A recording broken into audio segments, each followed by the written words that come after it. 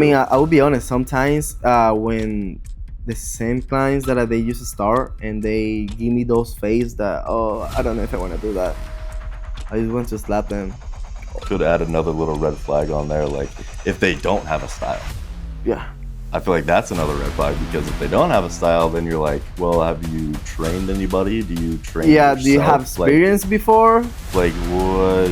Right. Where are we going to start having a style? Like once we start training, like what's the deal? Like people get, either imposter syndrome. Do you know what imposter syndrome is? Yeah. They get that, or they get the exact opposite, where they just feel like they can do whatever they want, regardless of whether they can or not. This is episode 7, coach versus trainer. Yeah. Are you a coach? Are you a trainer? Do you need a coach? Do you need a trainer? We're gonna divide about what do you really need for your necessaries. Yep. Right? Based on a bunch of factors that we'll all get into. Yeah, because so many guys think that they already know how it's all this, but Like all about fitness. all and about fitness. Yep. Yeah, but I feel like they need still a trainer or a coach. Yeah. Depends. Yeah. So let's go over what's a coach to you and what's a trainer to you. What does that mean? Well, it's like you say, coach is someone that are gonna take care more of you, like outside of the gym. Mm-hmm. He won't just teach you just in the hour work. He gonna be like tracking you every step that you will take. And trainers is simple, like just that hour. He gonna tell you what to do or More what are in you the supposed to do. Yeah, it's more about more. How do you say that? Like coach, he basically gonna be your best friend in all this process. Like for a longer term, probably. Yep. Yeah. Kinda. I feel like the trainer word gets a bad rap, because to me, a trainer is someone that you find in like a big box gym, and you pay them for the hour, for the half hour, and they take you through whatever workout that they have, thought up or planned ahead of time. And it's kind of just not necessarily a one and done experience, but that's kind of all you get is just that. You don't get the outside experience of growing the relationship and learning from that person outside of that half hour or hour that you get from them. I feel like a coach, alternatively, can be more of a deeper relationship, and you can experience their style of training oftentimes for a longer period of time, and then get to know them better just as a person. And then they get to know you better, and then your training becomes better, your protocol becomes better, program, like all that. It's just a better experience. Do you think that the regular trainer can become a coach? Because well, this might be an unpopular opinion, actually. Because to be honest, if you see the how the clients acting, like most of them, they doesn't stay on the gym because the same thing. So they doesn't let the trainer like use their knowledge to help them, because most of the clients, they just be on the gym for a couple months, in for a few and then out for a lot. And yeah, so how the coach or the trainer gonna like bring those ideas to the clients? I think that you can start out a relationship with a client as a trainer and then develop into being their coach. Right. And that kind of like first few, maybe month or two, you're just training them in the gym, and you're not really communicating outside the gym other than scheduling, whatever. But then as you get to know that person more and more, and you want to develop that relationship, and they open up to you, you can open up to them, and then you develop a client-coach relationship, which is just mutually beneficial across the board. Don't really see it going the other way. I don't really see, coaches just like downgrading to trainers. Not necessarily that's a bad thing to be a trainer, but I think for the client's sake, it's better to be a coach than just their trainer. Right. What kind of clients do you think they need a coach and a trainer? What kind of clients? Yeah. I think clients, for the most part, who know what they want or could have had like a coach in the past, are going to be a good fit for an actual coach. Like they could just probably skip the trainer phase and go straight to, kind of develop that relationship pretty quickly. But a person who's maybe just completely new to the gym and not really wanting to have a big influence on their fitness journey, and they just want to like go work out once or twice a week, then they just need a trainer to kind of facilitate their workout instead of like guide them through their fitness journey. Right. In a sense, it's more of a micro picture instead of a big macro, big picture stuff. That's true. Yeah. What do you think about that? I'd agree with that. I feel like someone that already knows their goals, they need to kind of go to a coach because they're gonna teach them like that little extra that they need. You know, maybe they already know how to work out. They already know like most of the things. You know, right? They have a good foundation. I feel like even those kind of athletes or lifters, whatever, they need that little punch in the back, like from the coach, you know, because you're like I say, you never know, like you never know everything about like one specific thing, you know. Right. Yeah. So maybe this new coach can give you more ideas how to they could show perform their experience or insight or whatever, your body and everything. Yeah. But for those regular clients, yeah, of course, like if you want to start super slow and maybe get familiar with the gym, with the dumbbells, with the weights, like get a trainer because it's going to cost less. And also you won't feel the responsibility with them. So you won't feel that force, you know, like, oh, I had to do this. Because I feel like those clients, when you drop them like when you give them so much information, they just get blind and they couldn't think about it. Yeah, some people do need to start out like that. Like it's just imperative. It's not like they could have gone to, a straight coach. Like they just need to start baby steps and work their way up. Yeah, but the same clients, they just stop themselves in the same process because they start like 2 times and they just give up. Yeah. At one time. Like, I feel like at one point they get boring because they doesn't see result. I feel like when you start feeling that way, just increase. I mean, if you have the money, obviously, and the time. But if you have those things already, just increase the days, and then you're gonna start build that relationship with the coach. With the actual, actually, because I feel like the trainer can be a coach too, you know. Yep. Because agreed. Yeah. I feel like it's more of a I feel like it's how you interact with the client is the difference between those 2 words. Yeah. As a trainer and a coach. And how honest you can be with them. Yeah. Because if you start straight that relationship since the day first sitting down and talk to you, they can tell that, okay, this is serious. But also, I would say the way how you look, you know, if you look like a teenager or someone that I just get a job for. Oh, like how the coach or trainer looks? Yeah. Oh, yeah, that's a good point. I mean, it sounds crazy, but it's kind of superficial. It's kind of superficial, but it's true. Like you don't wanna. It's kind of like when you see it, where you see like a guy in the gym, he's got a trainer shirt on, like like that guy's either just there for the paycheck or is there to change lives. Exactly. And you can kind of pick up on that vibe, and you're like, yeah, I might want that guy, or I don't want that guy. No, and also you see how they speak, you know. 100%. If they speak formal when they talk to you about working out, all that kind of stuff, what kind of exercise they give it to you. Most of the trainers that we've been seeing them, they just drop the exercise, but they doesn't explain to you what is that for. Yeah. You know. Yep. And I mean, we both been see that. Like the why behind what. Yeah, like why. Because that's huge for a lot of people. Yeah, I mean, some clients gonna ask, but some people no because they feel shy. They doesn't know some people, what's coming. Yeah, they're not gonna ask, but they want to know. They want to know, and it's your responsibility. Yeah, like tell them, okay, this is for this. This is for your back muscle, whatever, your biceps, you know, and explain them like, okay, if you want to think about this way in the future, you're supposed to hit the weights in this way. Right. You know. Yeah. Let's go into red flags and green flags for coaches.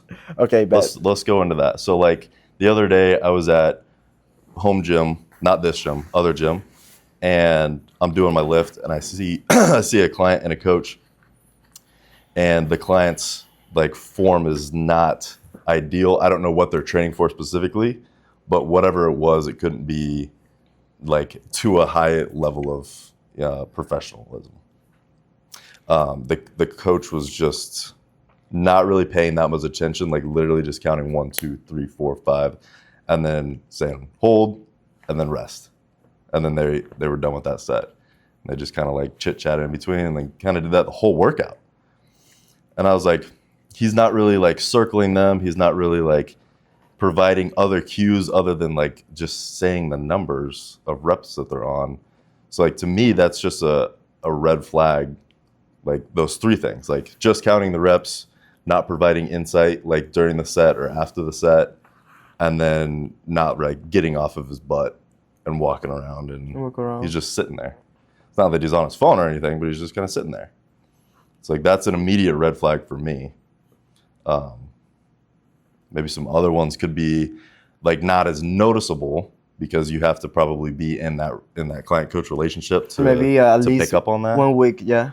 Yeah, at least just to get to know the guy, you know? Yeah. And some people have different, I mean, everybody has a different style and a different technique for coaching. No, and also That's not what I'm saying. I've been with clients that they like those kind of clients, those kind of coach. Where they're just kind of standoff. Yeah, they just love them. Yeah. The way how they coach them. But is that good, though?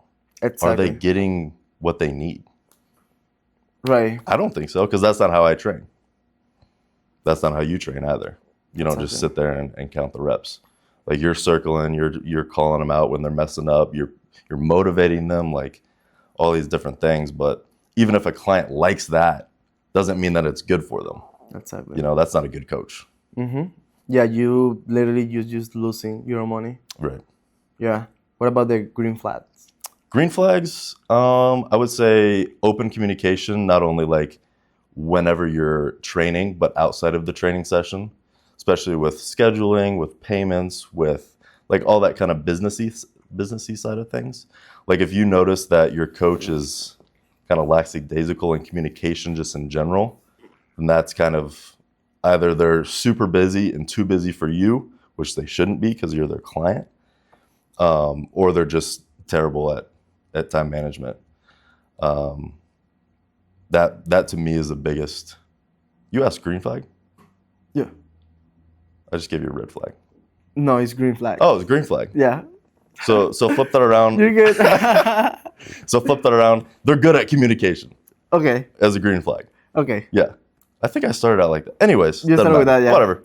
You're good, regardless. Great communication as a coach. Knowledgeable. They're able to explain things like coherently instead of just kind of like mumbling and bumbling their way through. Or if they can't even explain anything in general, like that's not good. Another one is like they have more than, you as a client. Like they have people that they've trained in the past that can vouch for them as a coach, like as experience. Obviously, if you're just getting started out as a coach, like I'm relatively new in my coaching journey compared to, a lot of other coaches.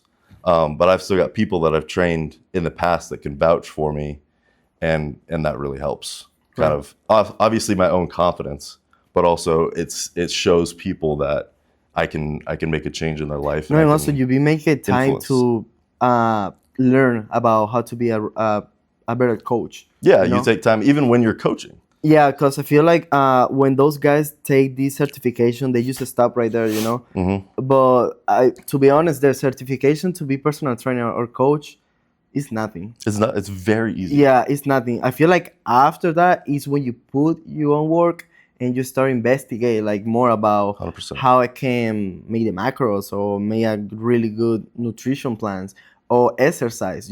Obviously different coach trainer has a different style. Yeah. But I feel like if you really want to be good on this, you have to like learn more. You have to constantly be re-educating yourself. And also finding ask, new things like, to learn. if you see like a good trainer, a Mm-hmm. good coach, just ask them like, hey, how do you do this? How I can. And I don't think you should be performance my own intimidated thing. by other trainers either. Yeah. You should have your own self-confidence in being like, hey, this is how I train people. This is my style. And if the client doesn't like it, they can go somewhere else. But like, this is me. This is how Well, I train. feel the business about trainer, bro, it's been getting worse because I don't know if it's client's fault or company fault. You're saying like the coaching Yeah, business coaching stuff as a, because like we've been in so many gyms yeah, and stuff, and we've been seeing all those trainers without any knowledge, just copying, just pacing, copying exercise routine and everything. And I feel like because their fault or work doesn't get appreciate appreciated. Yeah, appreciated for another people. yeah.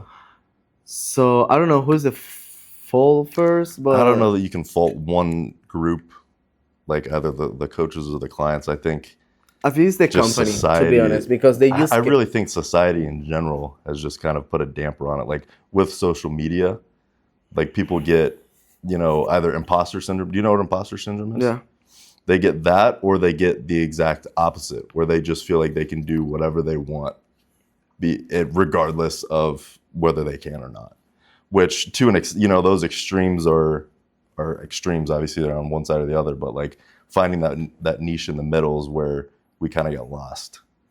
I feel like, and that's kind of strayed the entire industry into where it is now. So I don't think it's in a bad spot, but now that I'm in it a lot more, and like that's my day to day,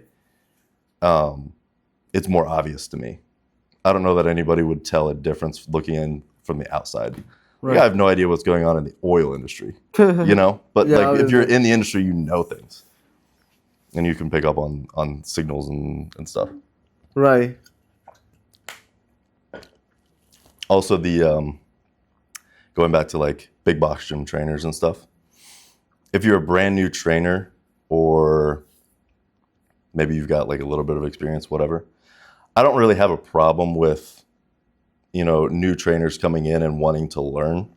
What I do have a problem with is new trainers coming in and thinking they know every single thing and not be willing to be educated or be influenced by other people who have the experience, who have the knowledge, and have the wherewithal to share that.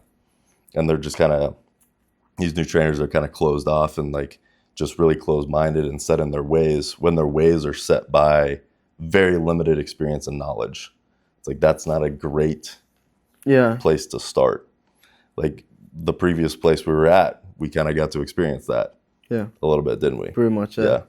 That's what I'm bringing all these thing about coach that they doesn't even have this certification, Mm-hmm.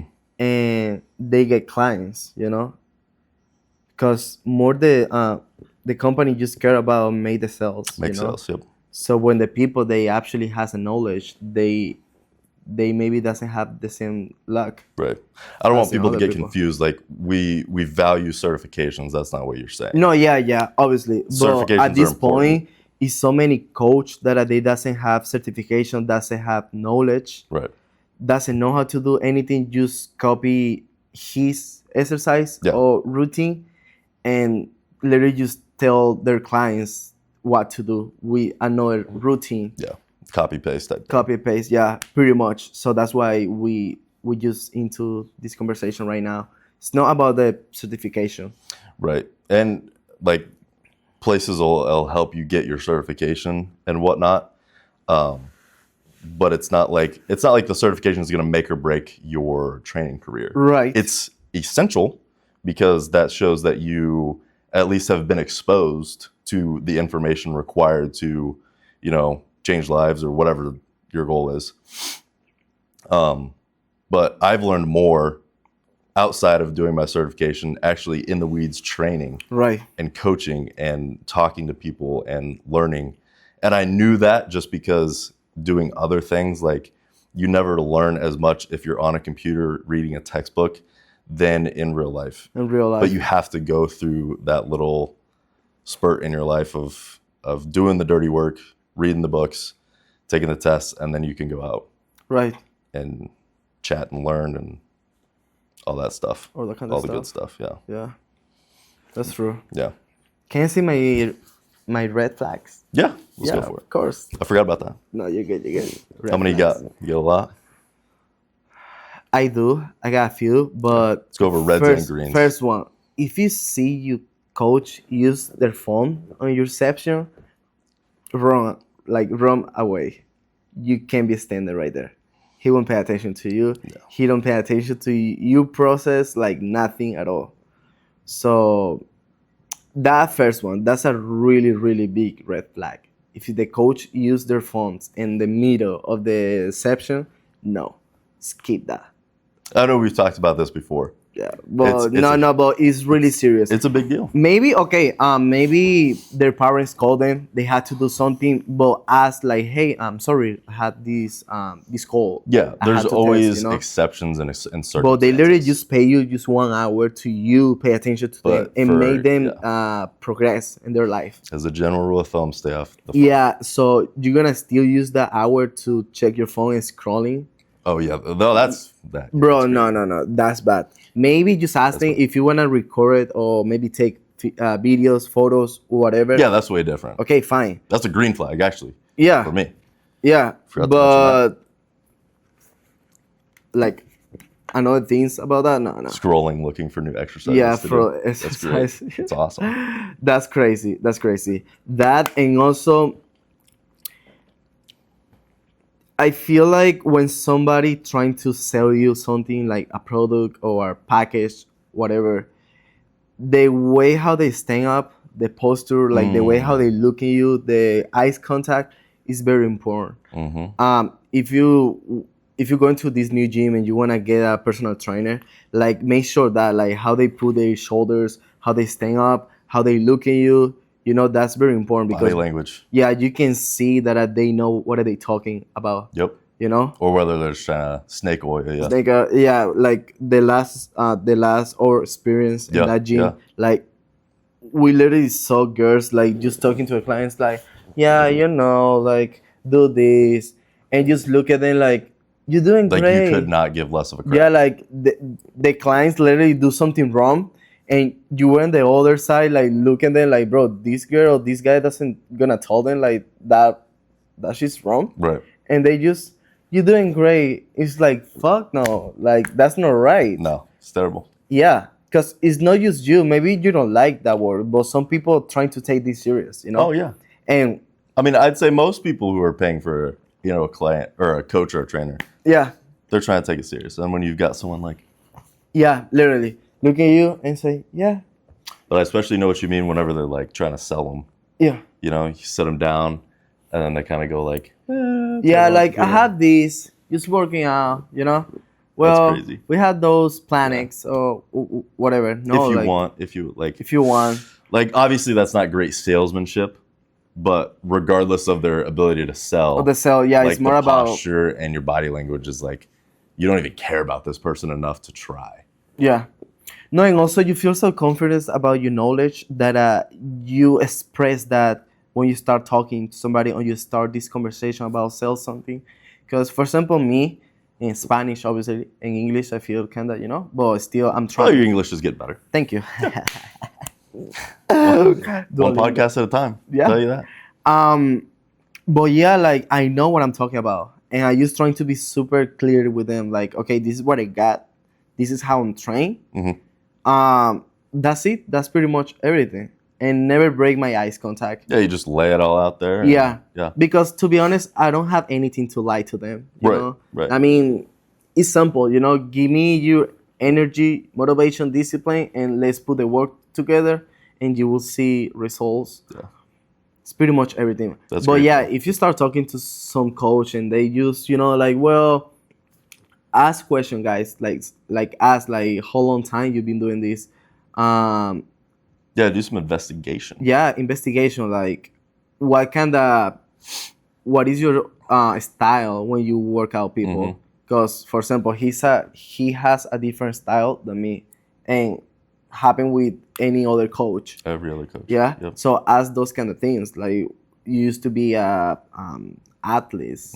How did you get to the company? Like, could add another little red flag on there. Like, if they don't have a style. Yeah. I feel like that's another red flag, because if they don't have a style, then you're like, well, have you trained anybody? Do you train yourself? Do you have experience before? Like what? Right. Where are we going to start having a style? Like once we start training, like what's the deal? And lucky, like with my clients, since I'm start working here, I been like express that area like my style because I know it's like 3 different coach here. So maybe they gonna think like, oh, this guy working out more in different ways, So I just trying to tell them like, hey, my way how to work out is in this way, more functional. Are you saying you have clients in here? Yeah. are Well, asking? my first clients. No. I just trying to explain them first before they start like actually working out. Yeah, I gotcha. Because When they first I don't want they start asking about, oh, why grand clients doing this and why you don't put me do that, because it's different different process, different routines and everything. But how those clients doesn't know that. Oh yeah, I mean I've had my clients while you're training someone else like ask why we don't do that Exactly. or whatever, and it'd be a red flag for me if I couldn't explain why. Exactly. If I had nothing, I'm just like, I don't know, we just don't do that, or I didn't know how to do that. Right. So asking the coach, like, definitely your style. That's great. It's hard for me to describe my style. I feel like you take like different way to train people. Because there's so You're many. pretty open, yeah. There's so many different clients that I train, and so for me to say like I have one definitive way of training would be a lie, because I don't. I can kind of like chameleon my way through all these different clientele and trying to get them to their goal. Because if you guys see my clients, like not any one of them is remotely similar or has a similar goal in mind. Like everybody's starting from a different spot, and everybody wants to get to a different place. So. Right, that's true. No, same me. I mean, most of them they just want to lose weight, but it's a different one because some of them they already know the idea how to work out, but the other ones they're not. Yeah, Is their first experience on the gym. Different levels of experience and different levels of ability. But you being able to adapt to that is also a green flag too. Oh yeah. Because if you've just worked with like one set of clients, one group, and then you get another group and you got no idea what to do. I mean, I will be honest. Sometimes when the same clients that they used to start and they give me those face that, oh, I don't know if I want to do that. I just want to slap them. Because it's like you have to try. Right. At least try. At least try. You won't move if you don't try. Yeah. And that's what pretty much my hard time with my clients, trying to push them until they fail because they have to. 100%. You pay me for that. Have we gone over green flags? We did reds. Did you do your greens? Not yet. Not yet. Let's go green greens. flag. Pretty much the opposite of the red flags, obviously. But any ones that stand out though? Yeah, green flags. I think the green flags is gonna show up just with the time, obviously. But you just had to have those conversations with your coach or with your trainer if you want to see those green flags, because everything is gonna be about the conversations, explanations, how they gonna react if you do something wrong, how they gonna react if you do something good. It's a great point. Yeah, like all those kind of stuff is gonna be a green flag. Yeah.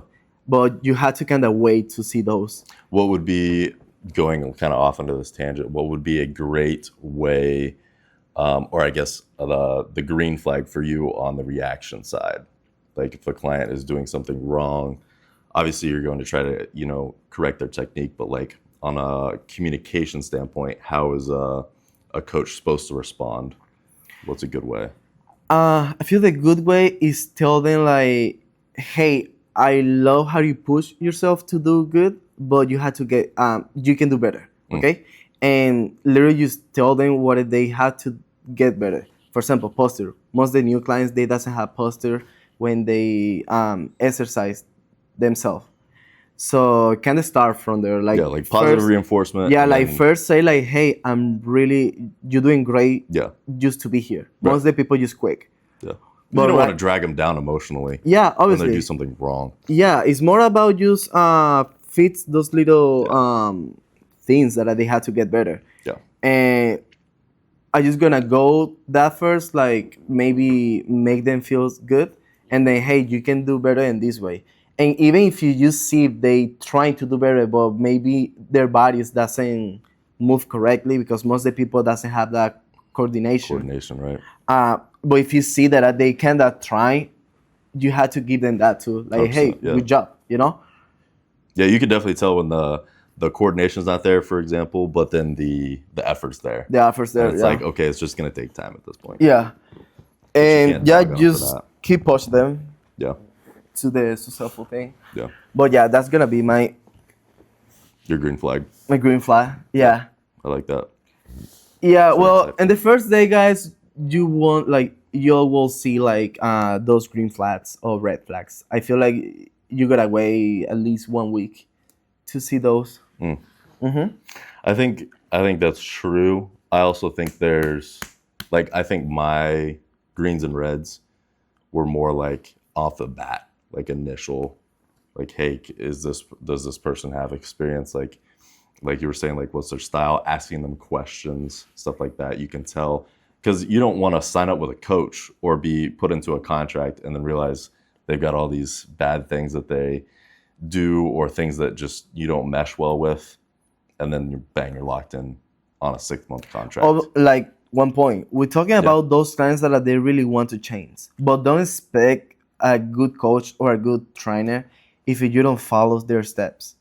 It's actually true. Yeah, It's actually very because true. for example, It's if you the come whole to point. me asking for get better, lose weight, whatever, and I give you my nutrition plans, and you don't follow my recommendation, Yeah. I won't ask you more than 3 times.